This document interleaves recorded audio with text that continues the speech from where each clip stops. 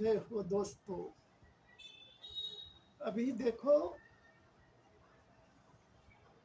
कल काकरोच जनता पार्टी वाले हट गए, अभी किसान रह गए दिल्ली में। तो किसानों का सब्जेक्ट भी बहुत ज़रूरी है। किसान के हित के लिए देश के सारे लोग, सारे किसानों के चीज़ के लिए, उनकी मांग जो है उसको पूरी करने के लिए पूरे देश के किसानों ने मदद करना चाहिए, ज़रूरी है। और महत्वपूर्ण ये बात है इसमें कि काकरोच जनता पार्टी के सामने 30 दिन में 32 दिन में केंद्र सरकार झुकी है। वो उसी तरह से यदि आप सब लोग देश के किसान मदद करेंगे तो उनका सब्जेक्ट भी ज़रूरी है बहुत, क्योंकि देश के किसानों का ये मुद्दा है। और मोदी सरकार ने आज तक जो निर्णय लिए हैं वो सारे निर्णय उन्होंने जनता में क्लियर, जनता के सामने देश के रखने चाहिए। वो कितने भी सीक्रेट हो, कोई भी एग्रीमेंट हो, अमेरिका के साथ हो, रशिया के साथ हो, चीन के साथ हो, या और किसी देश के साथ रोज रोज देश के बाहर घूम रहे, जैसे छोड़ दिया है देश में कोई काम नहीं है, ऐसे घूमते हैं पागलों की तरह, कुछ दो इंडस्ट्रियलिस्ट को लेके घूम रहे हैं। तो इस चीज़ को हमको समझना है। और मेरी गवर्नमेंट आते से ही, मैं राष्ट्रपति इस देश का बनते वक्त, जो मेरी डेमोक्रेसी में ये भी लिखा है, मेरी कॉन्सेप्ट में, मेरा प्रेसिडेंट रूल होगा, मिलिट्री शासन होगा। ये डेमोक्रेसी नहीं होगी भाइयों। डेमोक्रेसी में मेरे को कोई इंटरेस्ट नहीं, डेमोक्रेसी से कुछ नहीं हो सकता। हम मोदी सरकार ने 2012 से जितने निर्णय लिए हैं वो सारे के सारे 1 घंटे में कैंसिल करा दूंगा, यदि वो जनता के हित के नहीं है तो। और जितने करार यदि वो अभी 1 हफ्ते के अंदर, 8 दिन के अंदर, 12 साल में जो उन्होंने लोगों के साथ एग्रीमेंट किए फॉरेन के साथ, वो यदि डिक्लेयर नहीं करते हैं तो आप ध्यान रखिए कि मेरी गवर्नमेंट प्रेसिडेंट रूल चालू होते से ही दूसरे दिन मोदी ने जितने करार किए हैं दुनिया के साथ, सबसे हम बाहर निकल जाएंगे। हम उसको बेकायदेशीर करार देंगे। क्यों? कि वो हमारे देश की जनता की मान्यता के बगैर किए हुए हैं। पंतप्रधान हमने यदि भी चुन के दिया है तो वो आदमी उस लायक नहीं है, और इसलिए हमको उन्होंने किए हुए कोई भी एग्रीमेंट मंजूर नहीं है। और हमारे बिहाफ यदि कुछ भी किया है, देश की जनता के बिहाफ, भारत सरकार के बिहाफ, तो वो नहीं चलेगा, क्योंकि उन्होंने सब इंडस्ट्रियलिस्ट लोगों के हित का काम किया है। जनता के हित का एक भी काम नहीं है, और होता तो अभी तक वो डिक्लेयर करते थे एक भी एग्रीमेंट।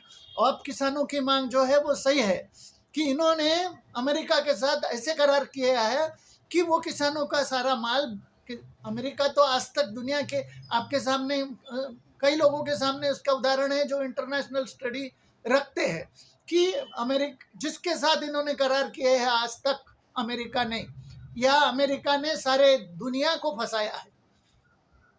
उनका टेक्निक ही है झूठ बोलने का, 420 करने का।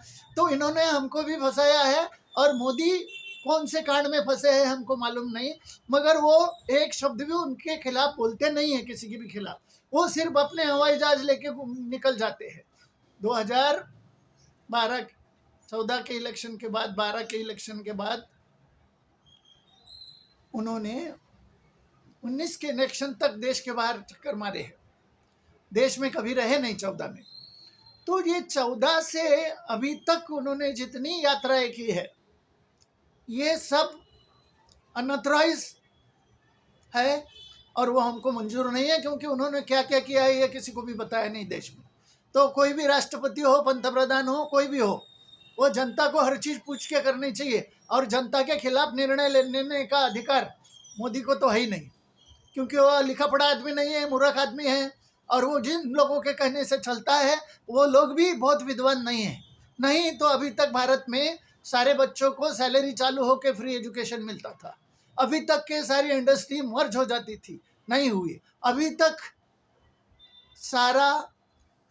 सारी जनता को देश के मकान मिल जाते थे, नहीं मिले। उन्होंने जितने वादे किए वो झूठे वादे किए, वो झूठों का सरदार है। और वो झूठों का सरदार हमको नहीं चलता है। हमको नई व्यवस्था जो जनता के रियली हित में है उस रास्ते पे चलना है, और इस पर लोगों ने ध्यान देना चाहिए। मैंने कल ही बताया था आपको, रात को 8 बजे 4 बार लाइट बंद चालू करो, 5 बार, और जय किसान के नारे लगाओ और उसका विरोध करो। पंजाबी लोग आए हैं वहाँ पर, काकरोच पार्टी वाले हट गए तो भी उनका कोई ऐसा इंटेंशन नहीं था, और वो इंटेंशन से देश को या देश के बच्चों को कोई फायदा होने वाला नहीं है। सिर्फ आईएएस परीक्षा या आईएएस की जो परीक्षा है या आईपीएस की परीक्षा है या कोई भी ये जो मेडिकल की परीक्षा है, इसको कोई वैल्यू नहीं है। मेरी प्रेसिडेंट रूल चालू होने के बाद 33% के ऊपर जितने लोगों को मार्क है, everyone eligible for Dzire courses.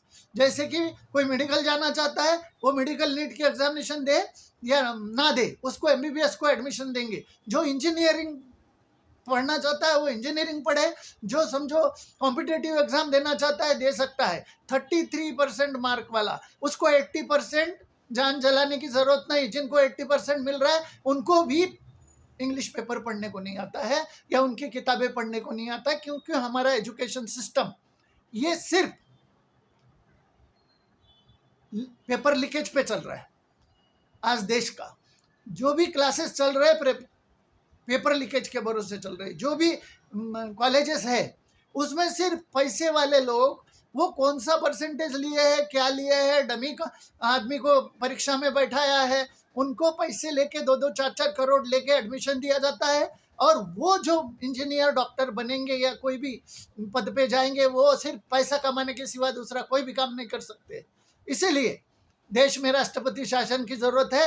ये डेमोक्रेसी नाम पर ये नेताओं ने जो लूट मचाई है 47 सालों तक देश में, ये नहीं चलेगी। इसका विरोध करना चाहिए लोगों ने, और उनको सपोर्ट करो, किसानों को। और किसानों का भी सपोर्ट यही है कि इसको हटाओ, मोदी को हटाओ, ये इंटेंशन है हमारा। मोदी चला नहीं सकता है, ना ही देश में ऐसा कोई पॉलिटिकल पार्टी है। कांग्रेस भी बेकार पार्टी है। मैं मेरी जिंदगी में जवानी के में देखा, अभी मेरे साल 70 साल है मेरी उम्र, मैंने देखा उस टाइम पे भी बहुत वायदे किए उन लोगों ने, कोई काम नहीं करते थे और लोगों की चीटिंग किया कांग्रेस ने भी, और बीजेपी ने यही किया है, और कोई भी पार्टी की सरकार आए तो यही करती है। केजरीवाल ने क्या किया, उधर शीश महल बना दिया। इसका मतलब यह है कि ये सारे भ्रष्टाचारी है।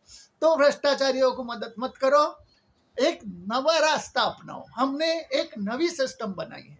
आज 8-4 दिन में मेरी किताब भी आएगी, उसको पढ़ो।